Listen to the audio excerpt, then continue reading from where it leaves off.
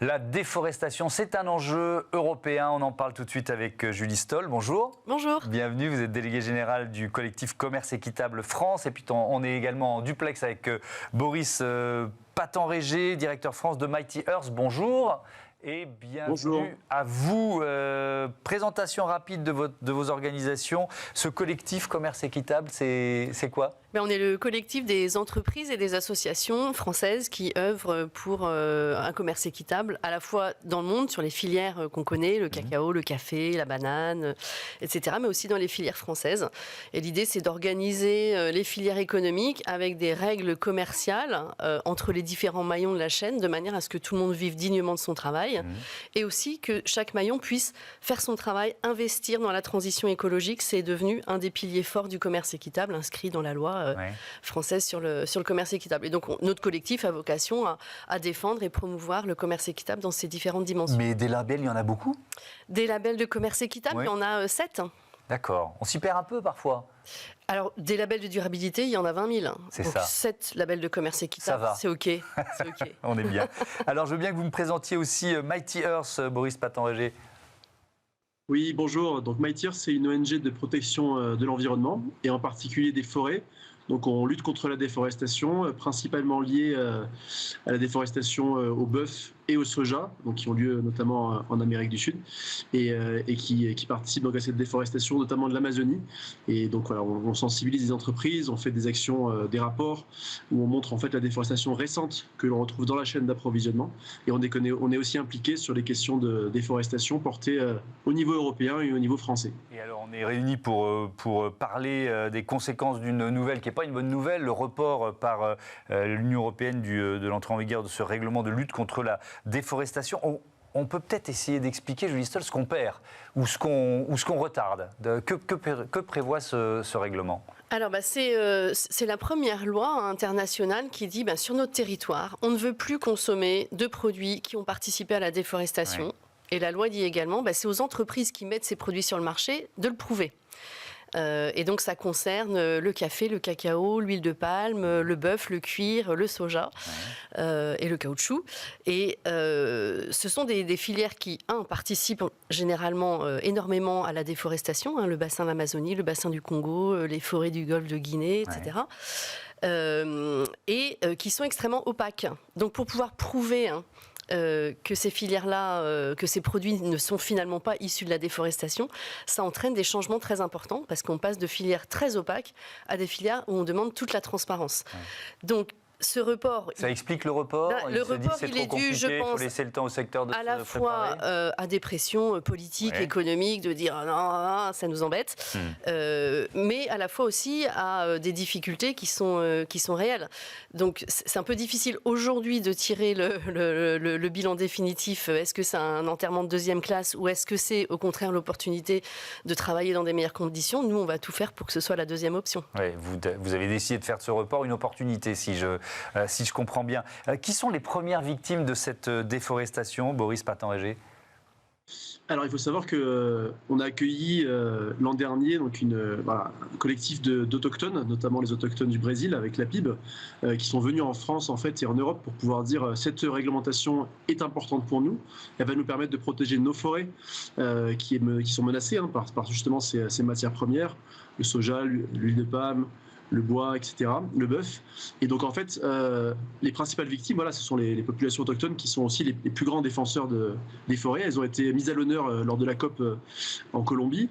Et donc, voilà, ne pas envoyer un signal, en fait, que cette réglementation ne sera pas mise en place à court terme, c'est chaque mois rajouter la déforestation d'à peu près la ville de Paris, qui impacte donc, bien évidemment, ces populations. Report du RDUE, je vois notre titre sur les enjeux, c'est évidemment le sigle européen pour ce règlement de lutte contre la déforestation. Si on fait un zoom sur les petits producteurs de café, de cacao, Julie Stoll, ça semble, je me mets à la place d'un producteur local, ils en ont entendu parler de ce règlement, ils en espèrent quelque chose. Vous voyez ce que je veux dire? Ou alors ça leur passe très très loin?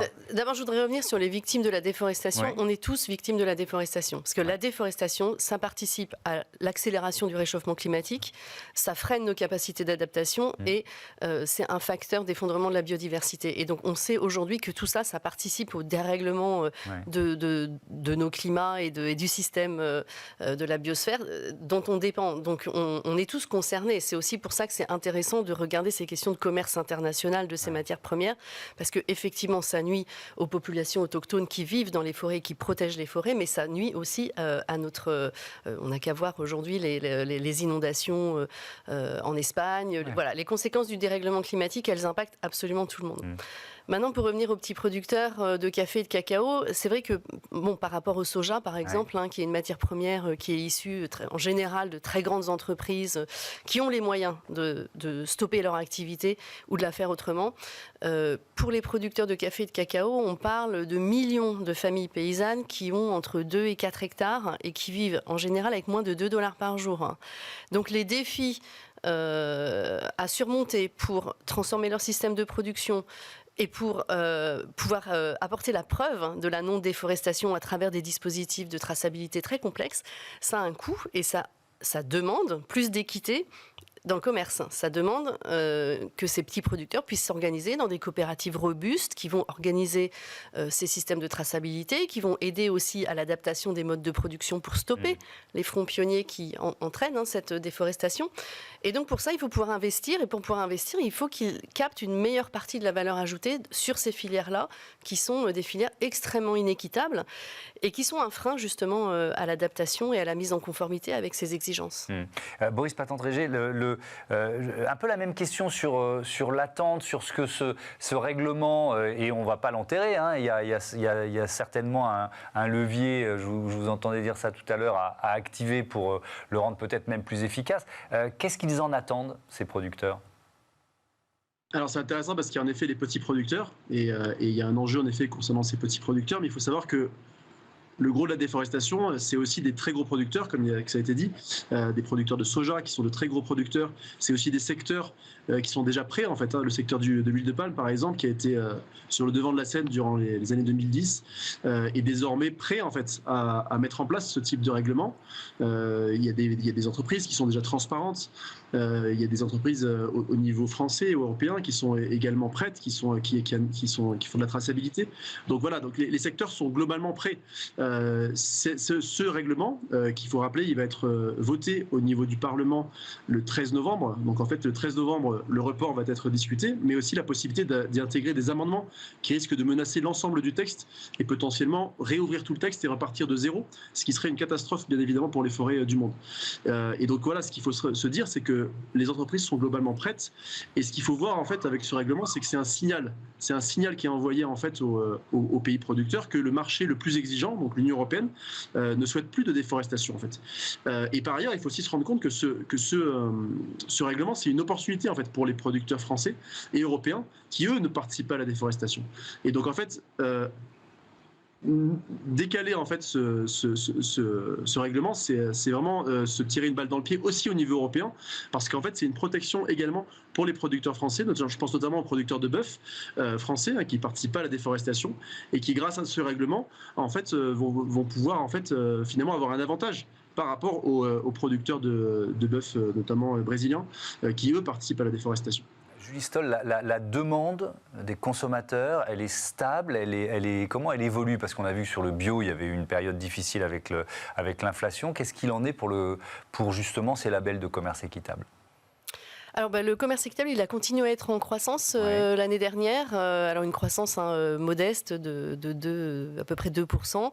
Sur les filières françaises, on est au-delà, on est à presque 6% de croissance. Donc il n'y a pas de désamour des consommateurs pour le commerce équitable. Je pense qu'il y a une demande sociétale générale pour plus d'équité dans l'économie en général et à travers les modes de consommation quand c'est possible. Et alors avec qui vous bataillez là avec quel lobby vous bataillez au niveau européen pour finalement faire en sorte que ce règlement rentre en vigueur et soit peut-être un peu plus exigeant? On est dans des coalitions collectives, y compris avec Mighty Earth, des coalitions d'organisations de la société civile qui luttent pour des relations économiques qui préservent la biosphère et qui préservent notamment les forêts. Et en face de vous? En face de nous, c'est difficile parce qu'en fait, on a cette loi qui est la même loi et qui s'applique de la même manière pour des secteurs qui sont finalement très différents. Et donc, les leviers d'action ne vont pas du tout être les mêmes.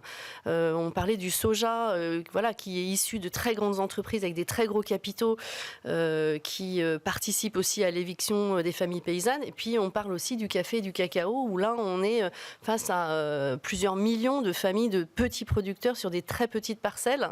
Et les leviers ne sont pas les mêmes. Et les motivations ne sont pas les mêmes. On a l'appât du gain d'un côté et puis on a la lutte contre la pauvreté de l'autre. Donc ça, ça c'est quelque chose sur lesquels on est même... Je ne sais même pas s'il faut parler de lobby. On a besoin de travailler à des leviers inclusifs pour s'assurer que les petits producteurs vont pouvoir rentrer dans des dispositifs de traçabilité. Et c'est là où je différais un tout petit peu. Pour moi, les secteurs du café et du cacao, ils se sont activés beaucoup, mais ils ne sont pas prêts. C'est vrai qu'ils ne sont pas prêts. Merci. Mais il y a des choses à faire pour qu'ils le soient. On va rester sur cette note un peu plus optimiste. Merci beaucoup. Merci à tous les deux d'avoir participé à ce débat. Je vous dis à bientôt sur Be Smart for Change. C'est l'heure de notre rubrique Startup tout de suite.